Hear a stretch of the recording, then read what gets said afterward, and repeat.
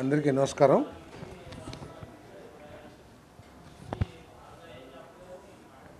కూటమి ప్రభుత్వం గౌరవ ముఖ్యమంత్రి చంద్రబాబు నాయుడు గారి నాయకత్వంలో హౌసింగ్ ప్రోగ్రామ్ని అంటే పేదలకి ఇల్లు అందించే కార్యక్రమాన్ని ప్రాధాన్యతనిస్తూ అర్హత కలిగిన పేదవాళ్ళందరికీ కూడా ఇల్లు ఇవ్వాలనే లక్ష్యంతో ఈ ప్రభుత్వం పనిచేస్తుందని చెప్పేసి మనం చేస్తా ఉన్నాను నేను. అందుకే అనేక సమస్యలు ఉన్నా కూడా వాటన్నిటినీ కూడా పరిష్కరించుకుంటూ ఈ హౌసింగ్ ప్రోగ్రామ్ని గాడిని పెట్టడానికి ప్రభుత్వం ప్రయత్నం చేసి సఫలీకృతమైందని చెప్పేసి మనం చేస్తా ఉన్నాను. గత ప్రభుత్వం ఇండిసిప్లిన్ ఫైనాన్షియల్ మేనేజ్మెంట్ మూలంగా ఈ హౌసింగ్ ప్రోగ్రాం కొంత కుంటుపడిన మాట వాస్తవం. దాదాపు 4,500 కోట్ల రూపాయలు కేంద్రం నుంచి వచ్చిన నిధుల్ని ప్రక్కదో పట్టించడం మూలంగా కొంత ఇబ్బంది జరిగిన విషయాన్ని మీ దృష్టికి తీసుకొస్తా ఉన్నాను నేను. అటువంటి మిస్మేనేజ్మెంట్ని మిస్అప్రాప్రియేషన్ని పర్మిట్ చేయకోకుండా చంద్రబాబు నాయుడు గారు చాలా స్పష్టమైన ఆదేశాలు ఇచ్చి హౌసింగ్ ప్రోగ్రామ్ని ప్రియారిటీ బేసిస్ మీద టేకప్ చేయాలని చెప్పేసి కలెక్టర్స్ కాన్ఫరెన్స్లో కూడా తెలిపిన విషయాన్ని ఒకసారి జ్ఞాపకం చేస్తా ఉన్నాను నేను. ఈ ప్రభుత్వం కూటమి ప్రభుత్వం అధికారంలోకి వచ్చిన తర్వాత దాదాపు 1,14,000 ఇళ్ళని పూర్తి చేయడం జరిగింది. ఈ 1,14,000 ఇళ్ళకి తాళాలు అప్పగించే కార్యక్రమాన్ని ఫిబ్రవరి 1వ తారీఖున తేతలి గ్రామం తణుకు కాన్స్టిట్యున్సీలో గౌరవ ముఖ్యమంత్రి గారి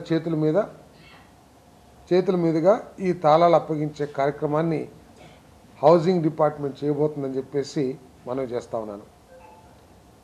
రాష్ట్ర వ్యాప్తంగా అన్ని నియోజకవర్గాల్లో హౌసింగ్ బోర్డుకి సంబంధించిన అధికారులు స్థానిక శాసనసభ్యుల్ని ప్రజాప్రతినిధుల్ని కలుపుకొని ఈ కార్యక్రమాన్ని విజయవంతంగా చేయాలని చెప్పేసి కూడా డిపార్ట్మెంట్ ద్వారా ఆదేశాలు జారీ చేయడం జరిగిందని చెప్పేసి నేను మనవి చేస్తా ఉన్నాను. ఈ 6 నెలల కాలంలోనే రాష్ట్ర ఆర్థిక పరిస్థితులు గత ప్రభుత్వ నిర్వాహకం మూలంగా ఇబ్బందికరంగా ఉన్నప్పటికీ 502 కోట్ల రూపాయలని ఖర్చు చేయడం జరిగిందని చెప్పేసి కూడా మనం చేస్తా ఉన్నాను నేను. భవిష్యత్తులో ఇంకా 6 లక్షలు PMAY 10 ఏదైతే ఉందో ఆ పథకం క్రింద మరో 6 లక్షల ఇళ్ళని పూర్తి చేయాలనే లక్ష్యంతో పనిచేస్తామని చెప్పేసి కూడా ఈ సందర్భంగా తెలియజేస్తా ఉన్నాను నేను చెప్పినట్లు గత ప్రభుత్వ నిర్వాహకం మూలంగా కొన్ని లక్షల ఇళ్ళు మిగిలిపోయినప్పటికీ ఆ PMAY 10 ఏదైతే ఉందో 2024 డిసెంబర్కే పూర్తయినప్పటికీ ముఖ్యమంత్రి గారి ప్రయత్నంతో చొరవతో కేంద్ర ప్రభుత్వం ఈ ఇళ్ళని 2025 డిసెంబర్ కల్లా పూర్తి చేయాలని చెప్పేసి మన రాష్ట్రానికి అవకాశం ఇచ్చిందని చెప్పేసి కూడా మనం చేస్తూ అందరూ కూడా ఈ ఇళ్ళనన్నీ పూర్తి చేయాలని చెప్పేసి డిపార్ట్మెంట్ శాఖ అధికారులకి ఉత్తర్వులు కూడా ఇవ్వడం జరిగిందని చెప్పేసి మనం చేస్తామని. మరి కొంత ఇసుక సమస్య ఉందని చెప్పేసి కొంత నిర్మాణ కార్యక్రమాలు కొంత ఇబ్బందికరంగా ఉంటే ప్రభుత్వం 5,19,00,000 రూపాయలని వెంటనే రిలీజ్ చేసి ఉచిత ఇసుక ఏదైతే ఉందో దానికి ట్రాన్స్పోర్ట్ కాస్ట్ కోసం కానివ్వండి లేకపోతే లోడింగ్ కాస్ట్ కోసం కానీ రిలీజ్ చేసి మరి వాటన్నిటిని హౌసింగ్ కార్యక్రమం ముందుకెళ్లే విధంగా కూడా చర్యలు తీసుకున్నామని చెప్పేసి కూడా నేను మనవి చేస్తాను.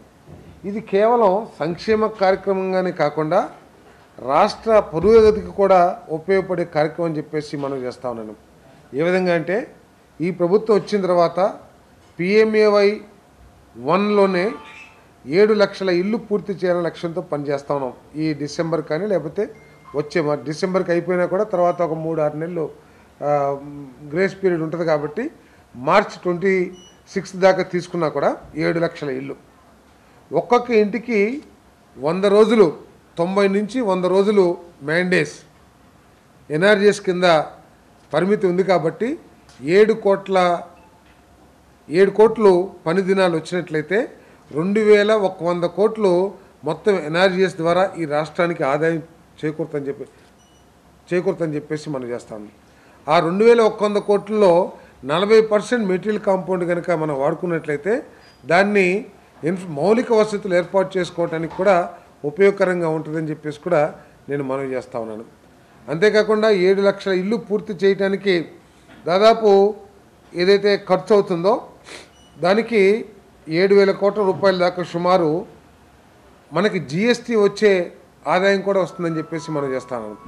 9% స్టేట్ GST వేసుకున్నా కూడా 7,000 కోట్ల మీద 9%, 9% ట్యాక్స్ వేసుకుంటే అది కూడా పెద్ద మొత్తంలో రాష్ట్రానికి ఆదాయం చేకూరుతుంది. కాబట్టి ఈ హౌసింగ్ కార్యక్రమాన్ని కేవలం వెల్ఫేర్ స్కీమ్గానే కాకుండా రాష్ట్రానికి ఆదాయం, ఎకనామికల్ డెవలప్మెంట్ వచ్చే కార్యక్రమంగా కూడా ఈ ప్రభుత్వం భావిస్తూ దీన్ని పెద్ద ఎత్తున తీసుకెళ్లాలని చెప్పేసి ఈ రాష్ట్రంలో ఈ 5 సంవత్సరాల కాలంలో అర్హత కలిగిన ప్రతి పేదవాడికి కూడా ఇల్లు కేటాయించాలని చెప్పేసి లక్ష్యంతో శాచ్యురేషన్ మోడ్లో మరి ప్రభుత్వం పనిచేస్తుందని చెప్పేసి మనం చేస్తాను. అదేవిధంగా మీ అందరికీ కూడా తెలిసిందే, రూరల్లో 3 సెంట్లు, అర్బన్లో 2 సెంట్లు ఇళ్ల స్థలాలు కేటాయించే కార్యక్రమాన్ని కూడా తీసుకోవటానికి మరి క్యాబినెట్లో ఆమోదం తెలపడం జరిగింది.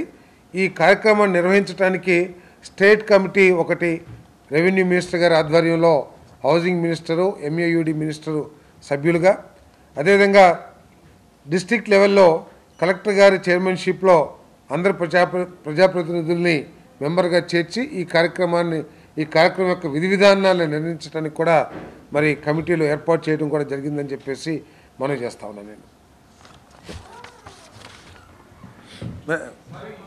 అంతేకాకుండా 2014-19 సమయంలో ఏదైతే NTR హౌసింగ్ ఆ రోజు చంద్రబాబు నాయుడు గారి నాయకత్వంలో తీసుకోబడిందో దాంట్లో చాలామంది ఇల్లు పూర్తి చేసినా కూడా కేవలం రాజకీయ కక్షతో, రాజకీయ దురుద్దేశంతో వాళ్ళకి చెల్లించాల్సిన డబ్బులు కూడా గత ప్రభుత్వం ఎగ్గొట్టడం జరిగింది.